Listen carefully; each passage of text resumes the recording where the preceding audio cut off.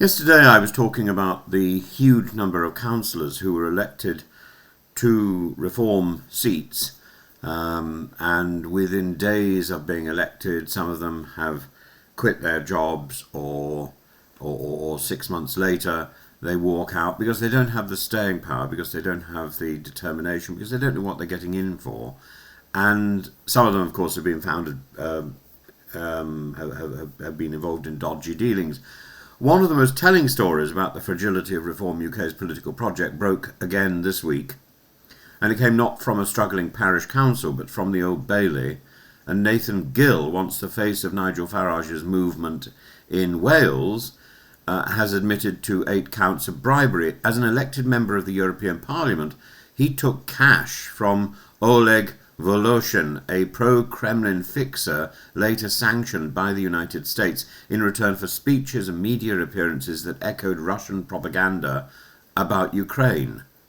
You know, what on earth are we encouraging with these reform people? In this case, inviting Russian propaganda, Russian Kremlin propaganda into our homes, into our country. Gill was no backbench nobody. He led UKIP in Wales, then the Brexit Party, and in 2021 briefly he ran Reform UK's Welsh campaign. He was the man chosen to give Farage's insurgent right a Welsh future, and now he faces a prison sentence for selling influence to Moscow. And the facts are as sordid as they are simple.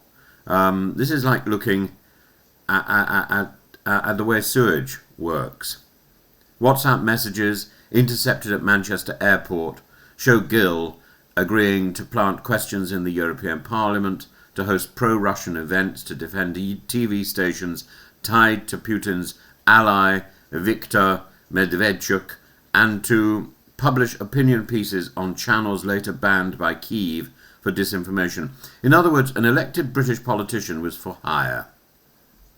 Reform UK will insist that Gill was not a current member, that he quit in 2021, that the bribes were taken before the party was formally rebadged. All technically true, but he is part of that Farage aficionado, that Farage set. But no voters. To voters, the optics must be devastating. This was their chosen Welsh leader and the man who built part of their grassroots network. His trajectory from Farage ally to cash for narrative MEP exposes a culture of lax vetting and a hunger for headlines over substance.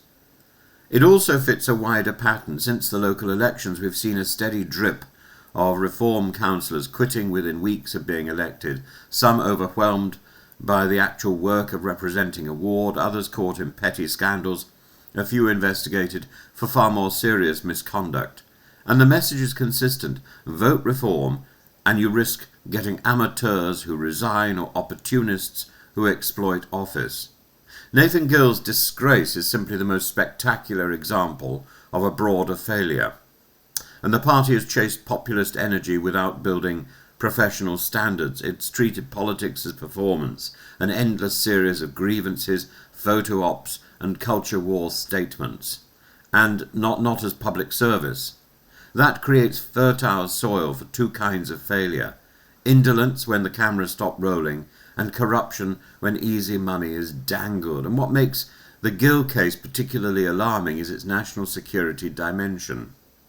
Reform likes to posture as patriotic, yet its Welsh leader was literally on the Kremlin payroll. Dominic Murphy, the Met's counter-terror chief, put it starkly: this conduct goes to the heart of our democratic values and shows how foreign states try to manipulate Western opinion. Gill was not a spy, he was a willing megaphone for hostile narratives. For Nigel Farage, who is trying to present Reform UK as a serious alternative to both Labour and the Conservatives, this could not come at a worse moment.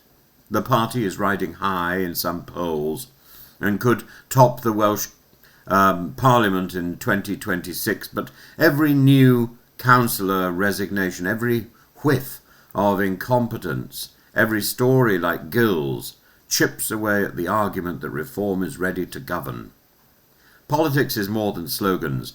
It's about choosing candidates who will hold fast when tempted, who do the paperwork, who attend the meetings, who resist the cash and the shortcuts, and Reform has not yet shown it understands that. Nathan Gill was once their star, and he ends up as a warning. If you build a party on anger and impatience, you will find that the people you put in office are either idle, overwhelmed, or, as in this case, willing to sell their platform to the highest bidder. I know Russia well, by the way. I know exactly the sort of people that Gill was involved with. And for voters frustrated with the establishment, this casual approach to politics should give you pause. Populism promises to drain the swamp. Too often it breeds a cheaper kind of swamp, one that Moscow, Beijing, or any other hostile player can rent by the speech. And until Reform UK proves it can recruit serious, honest, hard-working public servants, the Gill affair will remain its defining parable. More than that, something that really hurts is people like Gill take the short route to cash when clearly their connections with Russia or with other countries could be used to good effect. We need to be reaching out to the Russia that goes beyond the Kremlin, the Russia that has been fed lies 24 hours a day on state TV. We need to reach out to China. We need to become greater friends with countries with whom we have, at the moment, a very brittle relationship. And it starts with culture. It starts with personal relationships. But if people peddle this ordeal stuffed politics, if people like Reform, if organisations like Reform are fronted by people like Nathan Gill, then we get nowhere.